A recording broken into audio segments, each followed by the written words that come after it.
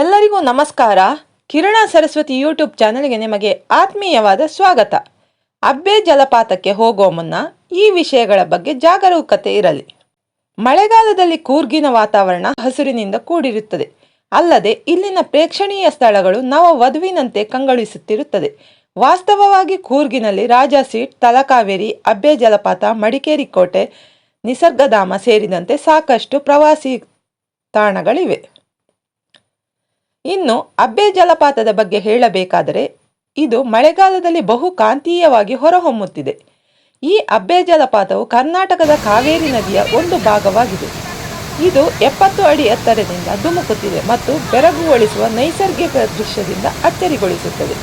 ಮಾನ್ಸೂನಿನಲ್ಲಿ ಅಬ್ಬೆ ಜಲಪಾತ ಮಡಿಕೇರಿಯ ಸಮೀಪದಲ್ಲಿದ್ದು ಪ್ರಸಿದ್ಧ ಆಕರ್ಷಣೆಗಳಲ್ಲಿ ಒಂದಾದ ಅಬ್ಬೆ ಜಲಪಾತವು ನಮ್ಮ ಪ್ರೀತಿ ಪಾತ್ರರ ಜೊತೆ ಮೋಜಿನ ದಿನಗಳನ್ನು ಕಳೆಯಲು ಉತ್ತಮ ಸ್ಥಳವಾಗಿದೆ.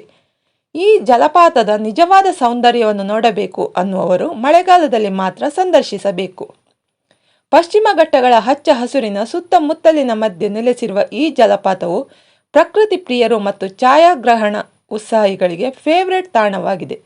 ಇನ್ನು ಈ ಜಲಪಾತವು 70 ಅಡಿ ಎತ್ತರದಲ್ಲಿದೆ. ಟ್ರೆಕ್ಕಿಂಗ್ ಪ್ರಿಯರಿಗೆ ಸ್ವರ್ಗ. ಕಾವೇರಿ ನದಿಯನ್ನು ಸೇರುವ ಅಬ್ಬೆ ಜಲಪಾತವು ಹಸಿರು ಕಾಫಿ ತೋಟದ ನಡುವೆ ನೆಲೆಗೊಂಡಿದೆ ಮತ್ತು ಇದರ ಪ್ರಶಾಂತ ವಾತಾವರಣಕ್ಕೆ ಹೆಸರುವಾಸಿಯಾಗಿದೆ. ಸಾಹಸ ಪ್ರಿಯರಿಗೆ ಮತ್ತು ಟ್ರೆಕ್ಕಿಂಗರಿಗೆ ಇದು ಸ್ವರ್ಗವಾಗಿದೆ. ಅಷ್ಟೇ ಅಲ್ಲ, ಏಕಾಂತವನ್ನು ಬಯಸುವವರು ಈ ಸ್ಥಳ ಅನನ್ಯ ಅನುಭವ ನೀಡುತ್ತದೆ.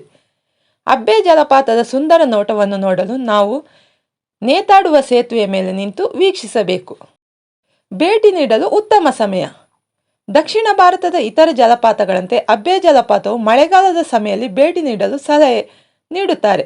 ಹಾಗಾಗಿ ಅಬ್ಬೆ ಜಲಪಾತಕ್ಕೆ ಭೇಟಿ ನೀಡಲು ಅತ್ಯಂತ ಸೂಕ್ತವಾದ ಸಮಯವೆಂದರೆ ಜುಲೈನಿಂದ ಅಕ್ಟೋಬರ್ ತಿಂಗಳು. ಆದರೆ ಈ ಸಮಯದಲ್ಲಿ ಜಲಪಾತವು ಜಾರುತ್ತದೆ ಮತ್ತು ಪ್ರವಾಸಿಗರಿಗೆ ಭೇಟಿ ನೀಡಲು ಸ್ವಲ್ಪ ಅಸುರಕ್ಷಿತ ಎಂದು ಪರಿಗಣಿಸಲಾಗುತ್ತದೆ. ಅಬ್ಬೆ ಜಲಪಾತ ಅಥವಾ ಜೆಸ್ಸಿ ಫಾಲ್ಸ್. ಅಬ್ಬೆ ಜಲಪಾತವನ್ನು ಮೊದಲು ಜೆಸ್ಸಿ ಫಾಲ್ಸ್ ಎಂದು ಕರೆಯಲಾಗುತ್ತಿತ್ತು.